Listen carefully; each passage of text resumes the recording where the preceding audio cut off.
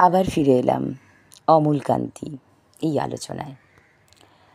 নীরেন্দ্রনাথ চক্রবর্তী অমলকান্তি কবিতায় মূল চরিত্র, তার বন্ধু সহপাঠী অমলকান্তির ভবিষ্যৎ ইচ্ছার কথা জানিয়েছেন।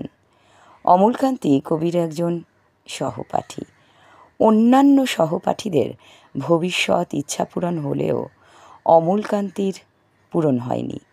তিনি রোদ্দুর হতে চেয়েছিলেন, কিন্তু রোদ্দুরের বদলে তিনি হয়েছেন অন্ধকার এক ছাপাখানার কর্মচারী।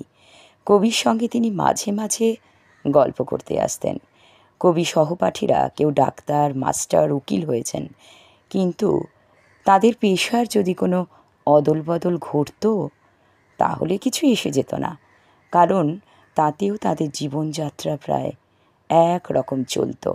কিন্তু অমলকান্তি তার প্রচলিত ধারণার বাইরে গিয়ে হতে চেয়েছিলেন রোদ্দুর, যা তিনি হতেও পারেননি। কোনো মানুষের পক্ষে তেমনটা হওয়া সম্ভব নয়।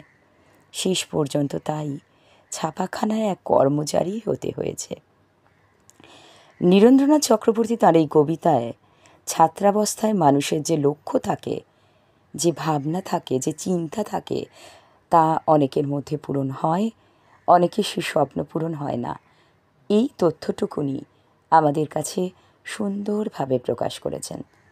কেউ উচ্চ পদে কর্মরত হয়, কেউ বা হয় না। কারোর আশা ভঙ্গ হয়, কারোর আশা লক্ষ্য পূরণে পরিণত লাভ করে। এটুকু তিনি আমাদের বিশ্লেষণ করে জানিয়েছেন।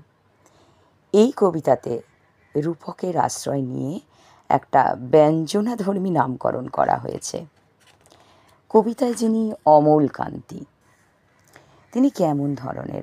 কবির সঙ্গে তার ভাবনা, কবির সঙ্গে তার সম্পর্ক কেমন? সমগ্র কবিতা তার মূল বিষয় তাকে নিয়ে, তাকে ঘিরে, তার ইচ্ছা, তার ভাবনা, তার আশা, ইচ্ছা পূরণ না হওয়া ইত্যাদিকে নিয়ে। চরিত্র প্রধান কবিতা অমলকান্তি একটি সার্থক কবিতা। আজ এই পর্যন্তই আলোচনা রইল। পরবর্তী ক্ষেত্রে আবার ফিরে আসব। ধন্যবাদ।